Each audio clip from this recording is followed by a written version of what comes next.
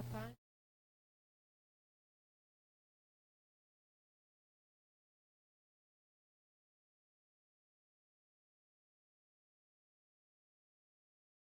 De ordem.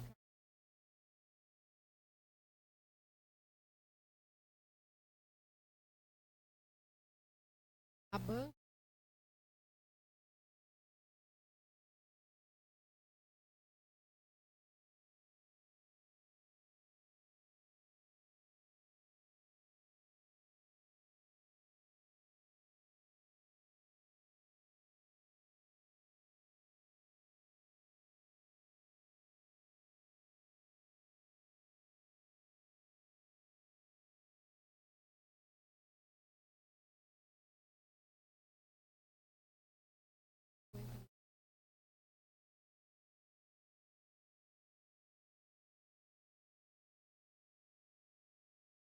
Por aqui, professor.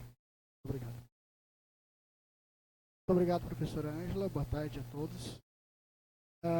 Eu peço licença ao pessoal da banca, porque tem várias pessoas que vieram aqui de fora e tem várias pessoas de outras áreas, então eu vou tentar na minha apresentação, como o pessoal da banca já leu a minha tese, já conhece o trabalho, eu vou tentar ser o mais didático possível para que todo mundo que esteja aqui possa entender um pouco do que eu trabalhei e vamos fazer um resumão aqui do que foram esses 4 anos de trabalho no doutorado.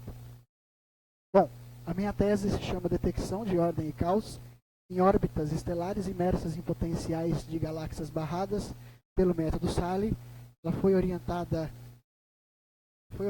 pelo professor Dr. Irapuan Rodrigues, aqui da Universidade do Vale do Paraíba, e também pelo professor Dr. Ivânio Cuerari, do Instituto Nacional de Astrofísica, Ótica e Eletrônica, lá do México, que está nos acompanhando por videoconferência.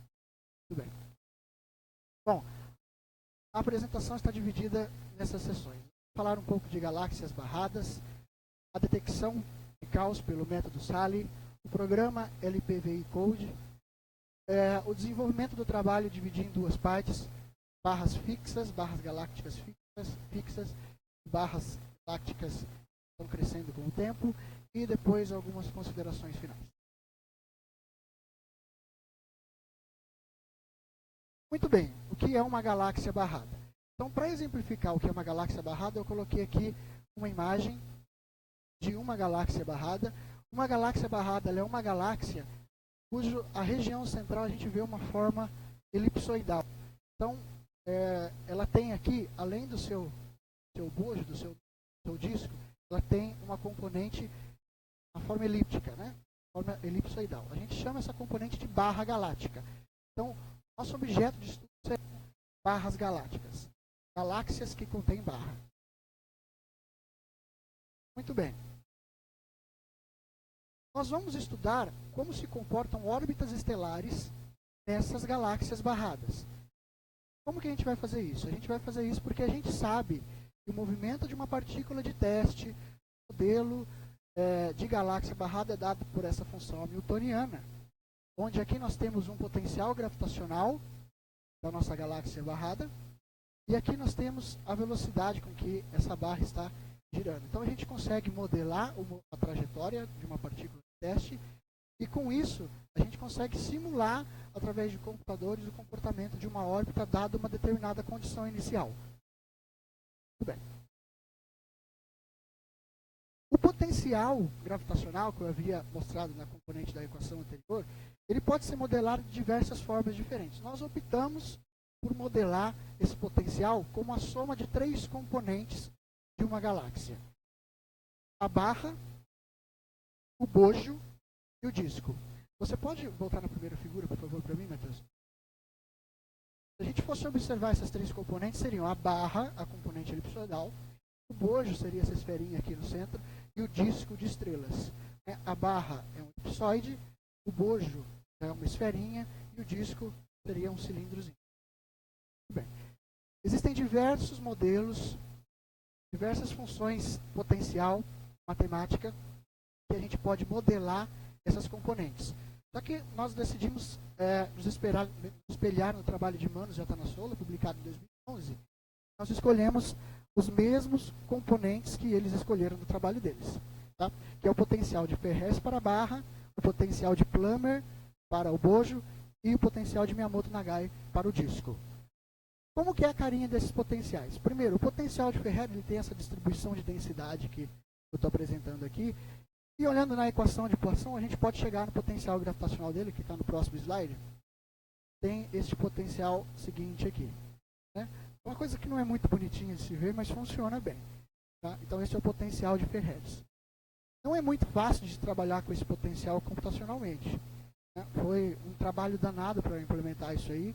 Eu troquei alguns e-mails com outro pesquisador, acho que ele é da Suíça, o Pfenniger, Daniel Pfenniger, e trocando alguns e-mails ele chegou a me enviar uma parte do potencial, uma parte da modelagem que ele havia feito num trabalho antigo, Fortran 77 para mim.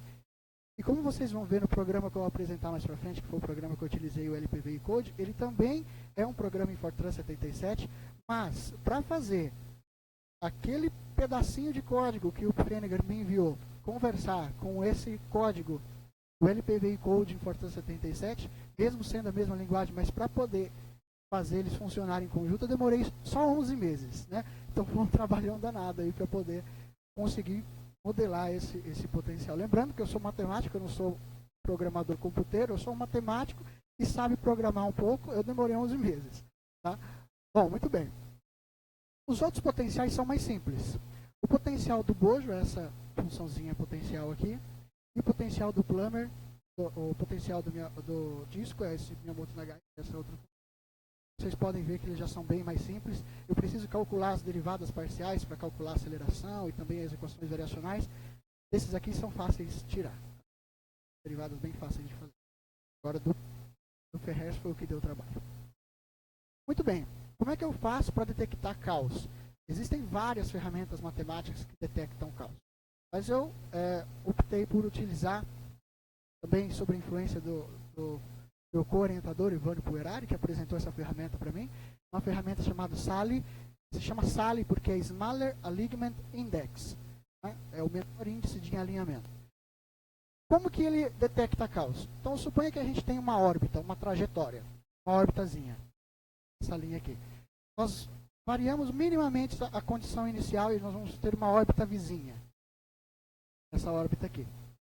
Essa diferença a cada tempo forma um vetorzinho que a gente chama vetorzinho de desvio, que vai evoluindo com o tempo também. Esse método SALI, o que nós fazemos? Nós lançamos duas órbitas vizinhas àquela órbita que a gente quer estudar. Duas órbitas vizinhas. E nós estudamos a trajetória dessas duas órbitas vizinhas. Né? Desses dois vetores de desvios que são gerados por essas órbitas vizinhas. E nós calculamos a seguinte quantidade. O valor mínimo entre a norma da soma desses dois vetores de desvio ou a norma da diferença. O que acontece com essa quantidade? Essa quantidade é chamada de SALI. Essa quantidade foi demonstrada matematicamente por Skocos, que quando o movimento é caótico, essa quantidade cai para zero, cai exponencialmente para zero. E quando o movimento é regular, ele fica aproximadamente constante. Então a gente tem SALI aproximadamente constante quando a nossa órbita é regular. Então a gente tem aí um método muito claro de distinção entre ordem e caos, que foi o que a gente utilizou. Foi para zero, caótico. Ficou aproximadamente constante, oscilando em torno de uma constante, é um movimento regular. Muito bem. O LPVI Code foi o programa que eu utilizei para fazer a integração das órbitas e também o cálculo da evolução dessas equações variacionais, o cálculo de caos. Ele é um programa que você pode baixar gratuitamente. Ele foi desenvolvido por pesquisadores da Universidade de La Plata. LPVI Code significa La Plata Variational Indicators Code. E ele está disponível, aqui tem um print screen do site, né? Ele tem uma página onde você pode baixar manual, você pode baixar alguns exemplos para aprender a mexer no programa. Ele é um programa, ele não tem uma interface gráfica, você não tem uma interface gráfica, ele é um programa inteirinho em Fortran 77, então você tem que saber programar Fortran 77. Ele tem, não sei, mais de 3.000 linhas esse programa. Então, se você quiser entender, você tem que ler essas linhas e dar um trabalhão danado também. Como eu disse, foram 11 meses trabalhando na implementação do potencial de Ferrez nesse programinha LPVI Code. E também uma observação é que esse programa, depois que a gente implementou o potencial de Ferrez, a gente percebeu que ele não estava acompanhando o referencial que a gente queria, o referencial da barra galáctica, gente queria o referencial em movimento, a barra ficando sempre em cima do eixo X, e essa barra está girando, e a gente queria esse referencial girando também. Então a gente teve que fazer algumas adaptações nesse programa, porque ele estava trabalhando só com referenciais táticos, né?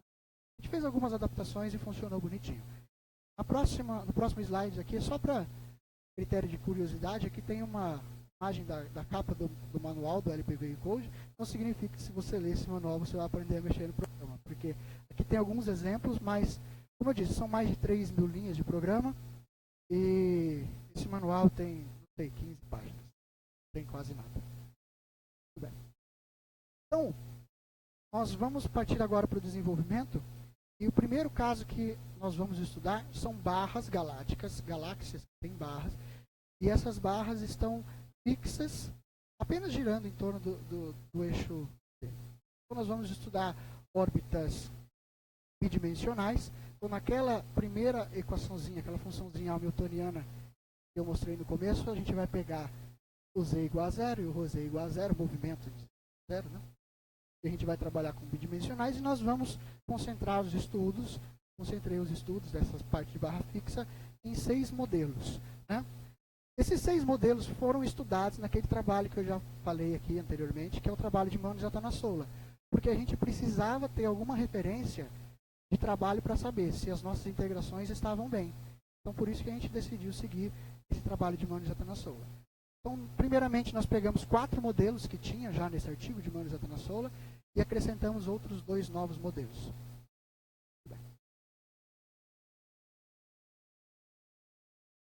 Aqui eu vou mostrar para vocês os modelos, os parâmetros dos modelos que nós utilizamos.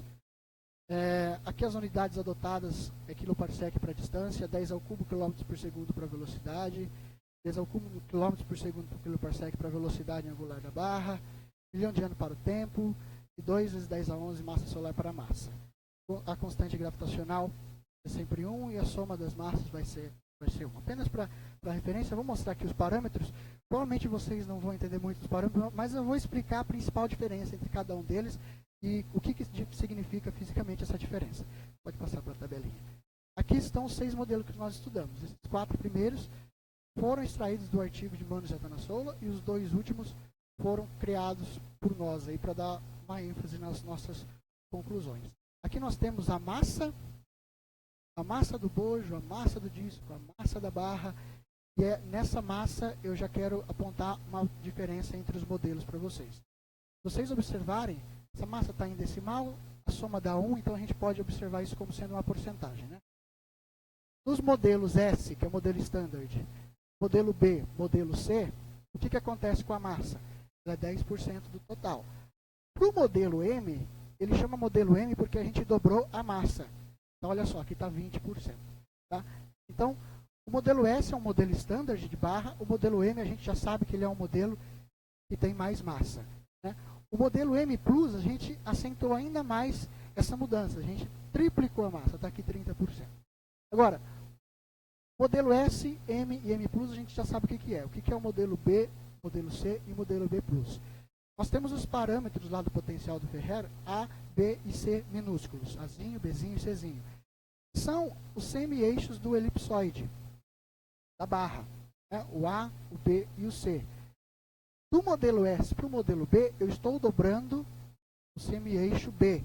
Então a barra está assim, eu dobrei o semi-eixo B, eu dei uma engordadinha nela. No modelo C, a mesma coisa, dobrei o semi-eixo C. No modelo B Plus, eu tripliquei o semi-eixo B. Então, olha só, no standard ele é 1,5, no B ele é 3, no C ele é 4,5. Então, essas são as diferenças entre os modelos, tudo bem? Bom, o potencial gravitacional efetivo, quando a gente fala de potencial gravitacional, se a galáxia tivesse barrado, seria uma coisa, mas se a galáxia tivesse parada, seria uma coisa, seria o potencial gravitacional dela em si. Mas essa galáxia está em movimento, a barra está girando em torno do eixo Z. A gente está olhando no plano XY, ela fica girando em torno do eixo Z. Então, nós precisamos aí de uma pequena, entre aspas, correçãozinha, um pequeno ajuste no potencial gravitacional, que é o potencial efetivo que está gerando essa galáxia, né? Então, ele é dado por essa equaçãozinha assim. Aqui essa figura é baseada aí no livro do Binney, o livro dizem que é a Bíblia da Dinâmica Galáctica, né? É só para explicar para vocês como é que a gente espera que seja o potencial de uma galáxia barrada. A gente espera que seja assim. Isso aqui são curvas de níveis, tá? E aqui a gente tem pontos de Lagrange. Esse é o ponto central, é o ponto que tem o valor mínimo. L4, L5 tem o valor máximo. Esses aqui são pontos de Stella, pontos especiais aí que a gente espera encontrar também. Muito bem. Aqui estão os potenciais efetivos já plotados dos nossos 6 modelos. Tá? Então, olha só que legal, porque a gente olhando o potencial efetivo, a gente já começa a ver a diferença que cada modelo traz quando a gente estava falando lá daquele conjunto de parâmetros. Lembra que do modelo B, a gente duplicava o valorzinho de B? Então, se você olhar aqui, esse é o potencial standard, potencial da barra. A gente vê aqui achatado, né?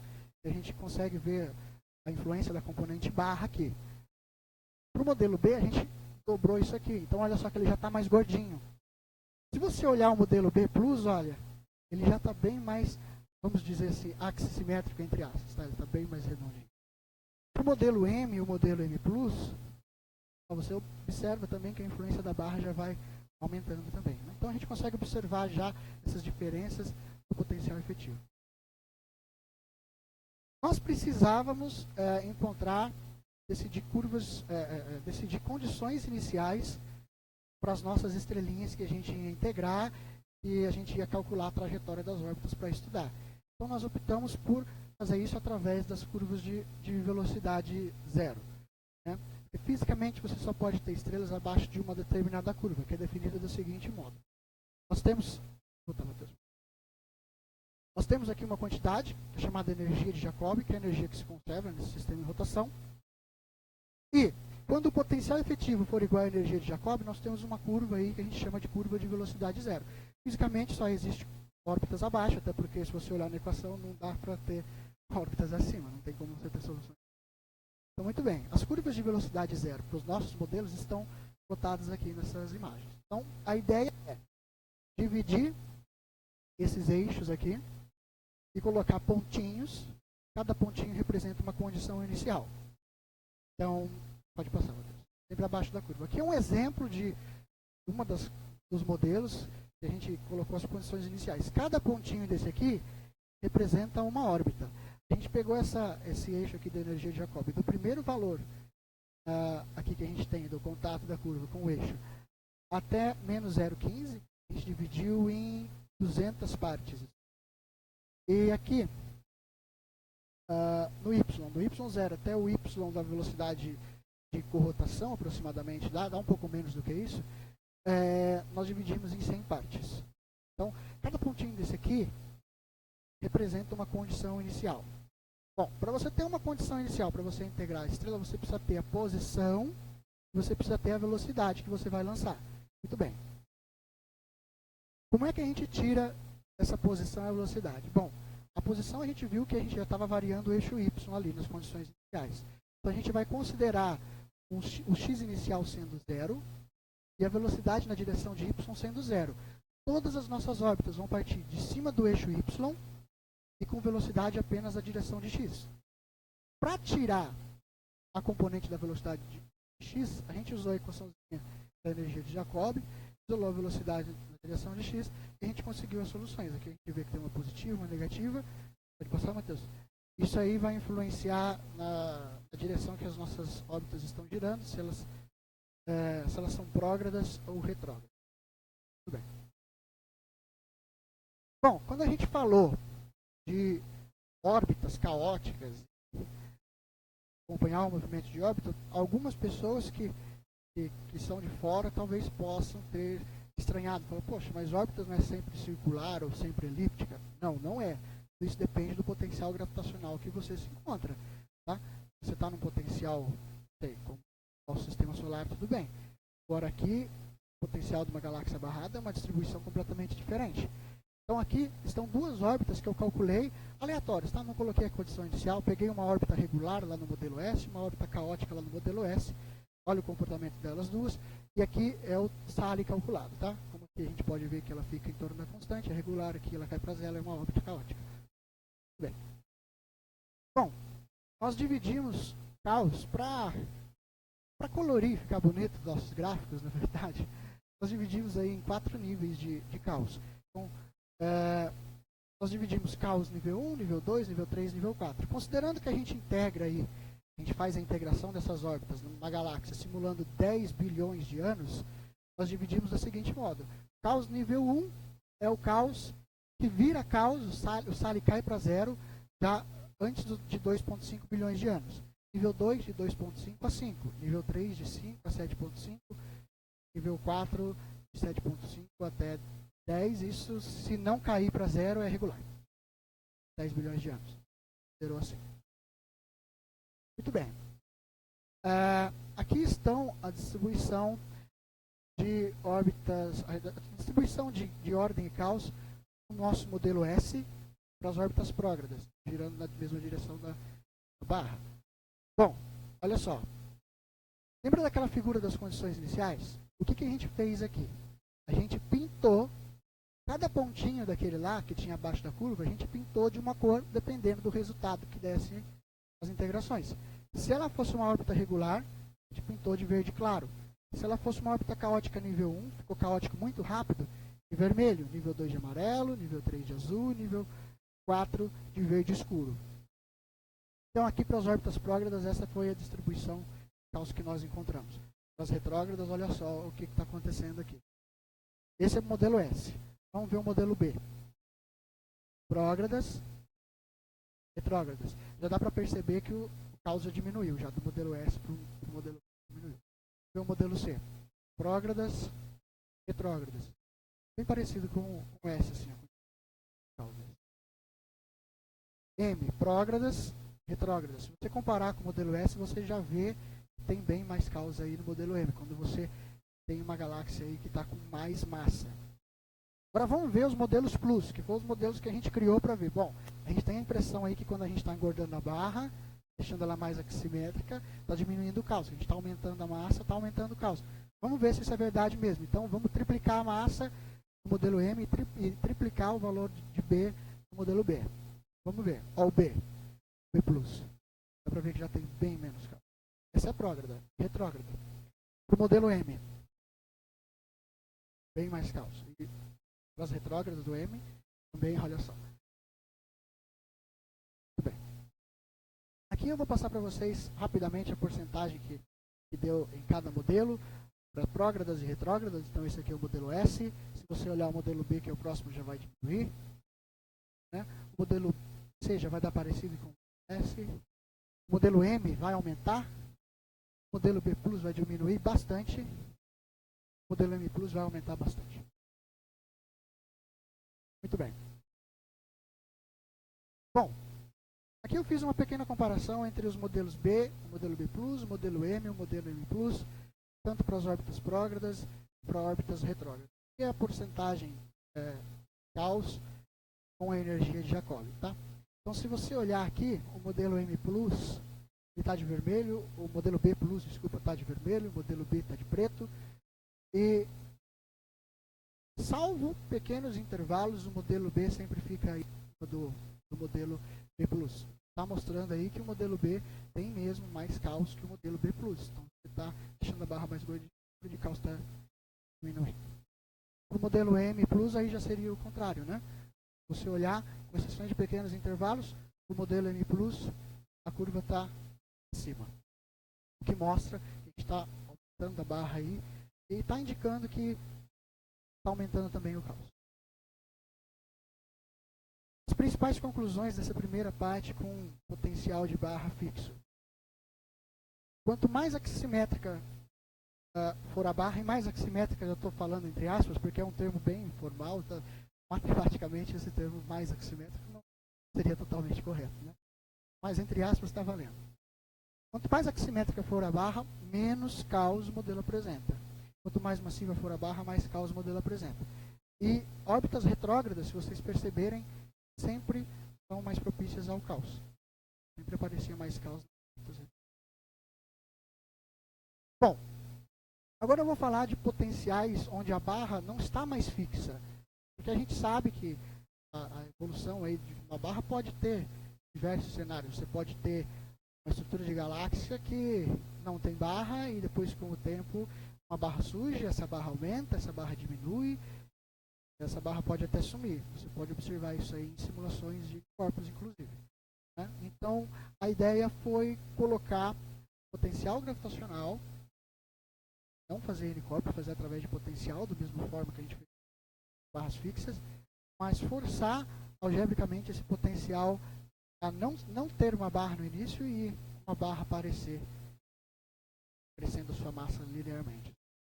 Então, tem uma massa zero, a gente vai aumentando a barra de massa. Bom, aqui nós tivemos, isso aí foi no período que eu estava lá no México, com o Dr. Ivânio Puerari. O Ivânio sugeriu, você está com o programa pronto aí, às vezes a gente escolher parâmetros teóricos, vamos pegar uma galáxia de verdade para extrair os parâmetros, para inspirar parâmetros. Então, o Ivânio sugeriu essa galáxia, uma galáxia que tem uma barra bem proeminente, esse 936. Então a gente se inspirou nelas. Eu não vou aqui, para não tomar muito tempo, mostrar como é que foi que a gente tirou os parâmetros, mas resumindo, a gente pegou uma série de artigos publicados sobre essa galáxia e a gente se inspirou nesses artigos para extrair os parâmetros para os potenciais que a gente já tinha pronto e já estava funcionando. Então, é mais uma inspiração mesmo. E eu não vou mostrar o processo, mas eu vou mostrar aqui o conjunto de parâmetros para vocês e vou apontar a principal diferença entre eles. Nós tiramos 3 modelos, modelo X, modelo Y e modelo Z. Os parâmetros da barra em si, eles são iguais, a gente se inspirou na mesma galáxia. Acontece que nós não sabemos exatamente qual é a velocidade de rotação da barra dessa galáxia. Então, existem artigos e trabalhos que dizem que a velocidade pode estar em um determinado intervalo. O que a gente fez? A gente pegou o valor mínimo desse intervalo, o valor máximo desse intervalo e o valor central desse intervalo. E falamos, vamos estudar para esses 3 casos. A gente tira 3 modelinhos. Então, a única coisa que está variando aqui é a velocidade angular da barra, a velocidade que a barra está girando. O nosso modelo X é a mais lenta, o Y mais ou menos e o Z é a nossa maior velocidade. Tirou desse jeito, tá? Muito bem. Então, a diferença entre o modelo X, Y e Z é só a velocidade que a barra está girando. Tá? Bom, e para fazer o crescimento da barra, como é que a gente fez? Bom, também foi sugestão do Dr. Ivânio Puerari. Vamos dar 2 situações para o crescimento dessa barra. Essa barra crescendo rápido e essa barra crescendo não tão rápido. Então, existe um determinado tempo que a barra demora para dar uma volta em torno de si. A gente falou, bom, vamos fazer ela crescendo no tempo dela dar 5 voltas completas. Aí ela cresce totalmente, aí o potencial fica de barra fixa. E ela dando 10 voltas completas. Deu essas 10 voltas completas, aí o potencial vira de novo um potencial que a gente já conhece de barra fixa. Então, pode mudar, Matheus, por favor? O nosso potencial efetivo começa desse jeito aqui assim. Totalmente axissimétrico. Não tem barra. E depois do tempo de evolução dessa barra, que essa barra nasceu e cresceu, fica assim. Então o X começa assim, termina assim. O Y começa assim, termina assim. O Z começa assim, termina assim. Muito bem. Só para deixar claro, eu não falei, volta 2, por favor. XA, XB, YA, YB, ZA, ZB. Eu coloquei o índice A e B. A indicando que a barra cresceu em 5 voltas, B indicando que ela cresceu em 10 voltas. Tá? Para as condições iniciais. Bom, a gente sabe que um disco galáctico, ele gira e a rotação dele não se dá como a rotação de um corpo rígido. Né? A rotação dele é diferente, dependendo do raio que você pega, a velocidade de rotação é diferente. Mas a barra não, a barra a gente considera como sendo, girando como um corpo rígido. E isso aí a gente pode esperar algumas ressonâncias. A gente já usou uma ressonância para pôr a condição inicial, que era a corrotação, e aqui agora a gente vai usar outra ressonância para a condição inicial desse estudo também, que é a ressonância externa de Lindblad. É uma ressonância dada pela barra também. Tem a interna também que vai aparecer daqui a pouco. São ressonâncias que são esperadas devido ao fato da barra se comportar como um corpo rígido e o disco não. Bom, a gente lançou as condições iniciais completamente aleatórias, então são posições aleatórias. Elas vão até a ressonância externa de Lindblad. Seria aí a última influência da barra. Modelo X, modelo Y e modelo Z. O que nós percebemos quando a gente estava fazendo a integração das órbitas? Primeiro, nós temos aquela quantidade de energia de Jacobi. Ela não se conserva enquanto a barra está crescendo. Enquanto a barra está crescendo, essa energia de Jacobi ela vai caindo. Mas a partir do momento que a barra parou de crescer e estabilizou, o sisteminha se estabilizou, aí ela volta a se conservar. Da mesma forma que a gente observou na barra fixa. Isso aqui é uma órbita aleatória, tá? Modelo XA. Então, para qualquer órbita que eu pegasse, ia ter exatamente o mesmo comportamento. Só um exemplo. Aqui nós temos a quantidade de órbitas que ficaram caóticas no determinado intervalo. Estou mantendo as mesmas cores para os níveis de caos que do anterior. Então aqui a gente vê para o modelo X, a barra descendo mais rapidamente, com 5 voltas, e para o modelo X descendo 10 voltas. Aqui você já começa a perceber que normalmente tem um pouco mais de caos, ligeiramente mais caos, mas um pouco mais de caos, quando a barra cresce mais rápido. Modelo Y também, vocês podem observar aqui, tanto para crescendo em voltas, crescendo em mais voltas. Modelo Z também está aqui. Tudo bem, pode passar, Matheus. Aqui vem algumas coisas interessantes que observou. De novo, a gente resolveu pintar cada pontinho daquela posição. A gente resolveu pintar de acordo com o nível de caos, ou então com a regularidade, se for verde claro. Né? E a gente observou que começaram a aparecer algumas estruturas aí em relação à posição da condição inicial, viram caos assim. Então, se vocês olharem aqui, esse círculo externo, ele sempre é o círculo da ressonância de corrotação. A corrotação é mais ou menos, não é exatamente, mas é mais ou menos onde a barra termina. Então, fica um pouquinho depois. Mais ou menos. Essa ressonância interna de Lindblad. Essa ressonância é externa, né? Essa é interna. Então, olha só. Esse aqui é o modelo XA. O que está acontecendo aqui? Órbitas prógradas e retrógradas. Esse é o modelo XB. Prógradas e retrógradas. YA. Prógradas e retrógradas. YB. ZA. TB. Então, o que a gente observou aqui de interessante é que temos estruturas aí que parecem anéis, né? A gente olha em relação à posição das condições de trajetórias que acabaram ficando caóticas. Eu não mencionei as condições iniciais, mas além das posições, a gente precisa lançar a velocidade, né? Eu falei só das posições. Velocidades, como o modelo era sem barra no começo, a gente calculou a velocidade circular. Então, se o modelo ficasse sem barra, seria a velocidade que a órbita ficaria dando voltinhas circulares.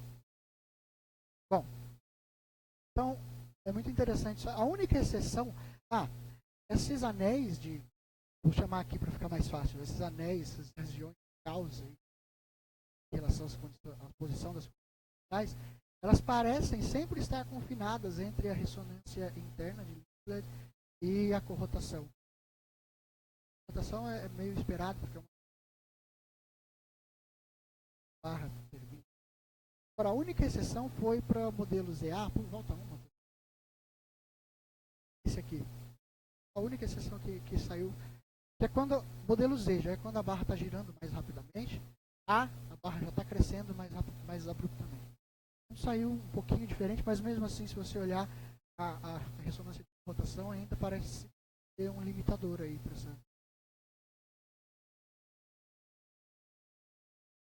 Bom, as principais conclusões dessa segunda parte do trabalho. Nós observamos que a energia não se conserva durante a evolução, mas ela se conserva a partir do momento que o potencial ficou de barra fixa. De novo, as órbitas retrógradas mais propícias ao caos. Observar os movimentos retrógrados, aparece mais caos do que retrógrados. Você volta prógrados e retrógrados. Se você olhar retrógrado, parece mais. Bom, quando a barra surge mais abruptamente, mais caos é gerado, né? O surgimento abrupto causa aparentemente. E a gente viu que surgiram algumas regiões bem definidas de caos em relação a condições locais, né? Anéis de caos em relação a posição. Interessante, esses anéis parecem sempre estar confinados entre a ressonância interna de rotação. Bom, eu vou dizer aqui algumas considerações sobre o que nós consideramos, ou eu considero, foram as principais contribuições dessa tese do trabalho de doutorado. Primeiro, que nós exibimos passo a passo todos os cálculos das derivadas do potencial de Ferrer de forma analítica. Inclusive agora, recentemente, na sexta-feira, aí a gente submeteu um artigo com essas contas, que o pessoal às vezes faz de modo genérico, resolveu e o artigo foi publicado agora. E também a adaptação que a gente fez no programa LPV Code, para que ele possa trabalhar com referenciais. Nós oferecemos aí um ângulo, ponto de vista diferente do trabalho publicado por Mano. Pegamos os mesmos modelos, mas temos condições de um jeito completamente diferente. Então a gente considera que um artigo que a gente publicou desse primeiro estudo de barras fixas, também que saiu em outubro, é como se fosse uma contribuição ao trabalho de Mano Zatanasola. Nós inserimos aí, ligado também ao anterior, dois cenários extremos, né, para a barra galáctica, uma barra bem mais aximétrica, mais gordinha, né, e uma barra bem mais massiva, né. Essa barra mais aximétrica parece ter algumas galáxias potencial parecido. Bom, nós estudamos barras, no estudo inicial ainda, mas nós estudamos barras já em evolução, através da barra crescendo através de uma função potencial. Nós separamos os órbitas prógradas e retrógradas, fizemos a comparação.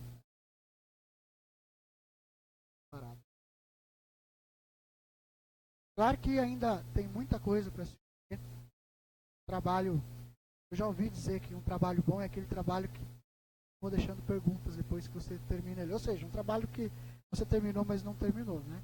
Então esse trabalho eu acredito que está por aí, e tem muita coisa ainda para fazer. A gente utilizou o programa LPV Code, quer escrever um programa nosso, integrações para ver se a gente melhora. A gente quer analisar a evolução do jeito que a gente fez, variando a barra, variando outros parâmetros da barra, pode ser os mesmos parâmetros que a gente utiliza. Pode pegar esse mesmo parâmetro. Então tem muita coisa aí para se fazer, muita coisa pode ser feita futuramente. Aqui estão as produções científicas relacionadas a esse trabalho, né? Então nós temos, vou começar de baixo para cima aqui.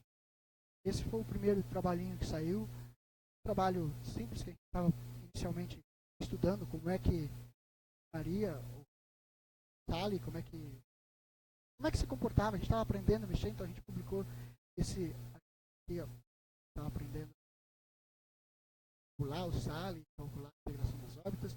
Esse aqui foi o que saiu na última semana. Analíticas. Este aqui, por enquanto, é o principal artigo deste trabalho de doutorado. É aquela parte que eu mostrei para vocês, a primeira parte do desenvolvimento de barras fixas, então na revista New Astronomy. E agora nós estamos escrevendo um artigo sobre a parte nova com crescente. A gente pretende submeter aí no começo do próximo ano. Eu quero agradecer a vocês pela atenção. Antes de passar a palavra para a banca, eu queria, dependente do resultado que ocorrer aqui, agora vai acontecer a argumentação da banca, né? Mas independente do resultado, eu gostaria de agradecer a presença de cada um de vocês. Estou começando a ficar emocionado aqui, porque eu vou falar uma questão. Eu sei que tem gente aqui que mora em outro estado, e estuda aqui na Univap, mas mora em outro estado, e que fez o esforço de ficar aqui até o dia 18 de dezembro só para assistir a minha defesa, e comprou passagem de avião, não sei se pagou mais caro, de acordo com a data ou não, mas fez questão de ficar e ir embora só amanhã, no dia 19 de dezembro, para assistir. Eu gostaria de agradecer esses amigos, gostaria de agradecer os professores que estão aqui, além da banca, mas os próprios professores da Univap que vieram prestigiar, o professor Vilhena também, da Unifesp, que também veio prestigiar, que recebeu essa tese, um amigo Dino, eu não vou citar o nome de todo mundo, mas tem os meus alunos lá do Instituto Federal, a Pamela, que agora foi para a Unesp. Eu estou muito feliz com a presença de vocês, principalmente agradecer também a presença de um professor que influenciou, ele está aqui no dia de hoje, o professor Eugênio, que me deu aula lá em Rio Claro, ensino médio, de física, primeiro ano. Ele está morando aqui em São José e veio assistir. Então, obrigado a todos, a minha família, aos meus amigos, ao Eduardo, meu irmão, ao Marcos, ao Regis, que trabalha comigo. Obrigado a todo mundo, vocês bem. A minha esposa que aguentou, eu, sempre que eu tinha... Às vezes eu dormia com um problema, acordava no meio da noite com a solução do problema, saía correndo, ela tinha que acordar também, né? Então, a minha mãe, a minha tia, todo mundo que está aqui assistindo hoje, também o pessoal que deve ter alguém assistindo no Facebook também que queria estar aqui. Tá? O Ivânio, com certeza, os meus orientadores, foi um desafio muito grande para os orientadores, eu acho, porque eu vim de uma graduação em matemática, com mestrado em matemática, cheguei aqui falando uma linguagem completamente diferente, que eu fui aprendendo um monte de coisa com o meu orientador, o Irapuã, e também com o Ivânio. Foi uma experiência muito rica, o período que eu passei lá no México com ele também, aprendi muita coisa. Então, obrigado a todos, obrigado, Matheus, aí, pela força que você deu na apresentação também. Além, o Matheus é um dos caras que já tinha que ter ido embora para Minas Gerais, né? Está aqui, além de assistir, está me ajudando. Obrigado, gente.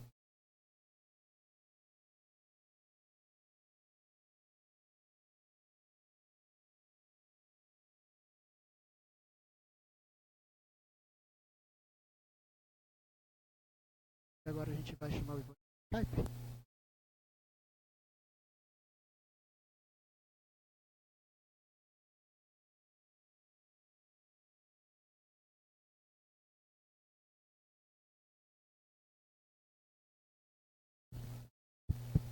Vamos dar início